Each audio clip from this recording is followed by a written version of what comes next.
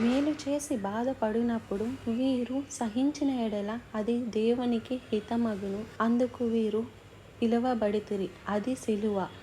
క్రీస్తు కూడా మీ కొరకు బాధపడి మీరు తన అడుగు జడ మీ యందు నడుచుకొనున్నట్లు మీకు మాదిరి ఉంచిపోయెను. ఆయన పాపము చేయలేదు. ఆయన నోట ఏ కపటము కనబడలేదు. ఆయన దూషింపబడలేదు. ఆయన శ్రమ పెట్టబడి బెదిరింపక న్యాయముగా తీర్పు చేయుచు దేవునికి తనను అప్పగించుకొనెను. ఇంత దెబ్బలాడుకుంటున్నారు, ఇద్దరు బూతులు తిట్టుకుంటున్నారు, మళ్ళీ వచ్చి కంప్లైంట్ చేస్తున్నారు. ఇద్దరూ తిట్టేసుకున్నారు, అయిపోయింది కదా. మళ్ళీ వచ్చి తిట్టింది చూడు, తిట్టాడు చూడు, వాళ్ళు తిట్టారు, అట్లా వీళ్ళు తిట్టారు, ఇంకా మధ్యవర్తి ఎందుకు? వచ్చేసింది నీకు తీర్పు. మీరే తీర్పు తీర్చేసుకున్నారు. మీరు మౌనంగా ఉండి అప్పుడు దేవుని దగ్గరికి వెళ్తే చెప్పుకుంటే మీకు దానికి హితం అవుతుంది. కానీ నువ్వు చేయాల్సింది చేసేసిన తర్వాత దేవుడు నాకు న్యాయం చేయమంటే నువ్వే పరిహారం చేసేసుకున్నావు. ఇంకేమి చేస్తాడు? సిలువ అంటే అదేనండి. ఏంటి? సహించటం, భరించటం, ఓర్చుకోవటం. ఒక గొప్ప బాధ అనేకులకు ఏమిటంటే అందరూ ఏమనుకుంటారో అనే బాధ అండి. ఏంటా బాధ?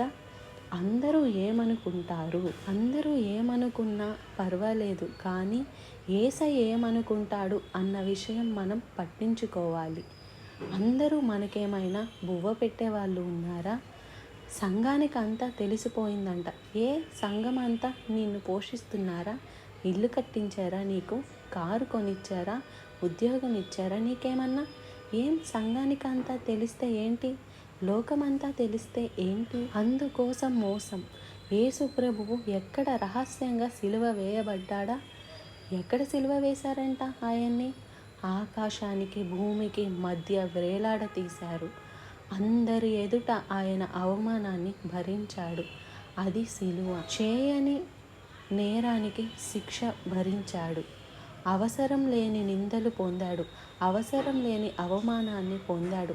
ఇవాళ నీవు సిలువ వేయబడాలి క్రీస్తుతో పాటు అంటే అర్థం ఏమిటంటే మనం కూడా ఆయన అడుగు జాడల్లో నడవాలి. బదులు ఇవ్వద్దు నువ్వు. నో నీడ్ టు ఎక్స్ప్లెనేషన్ ఇవ్వాల్సిన, నిన్ను నీవు నీతి పరుడవని తీర్పు చెప్పుకోవాల్సిన అవసరం లేదంట. Just be silent. The lord will prove.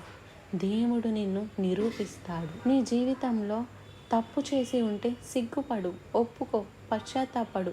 తప్పు చేయకుండా నిందలు కానీ, బాధలు కానీ, అవమానాలు కానీ వస్తే సిలువ వైపు చూడు.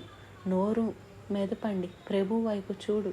ఆయన మార్గంలో నడిస్తే ఆయన మనల్ని దూషించొద్దండి. బదులు దూషించొద్దు. తిట్టే వాళ్ళని తిట్టద్దు.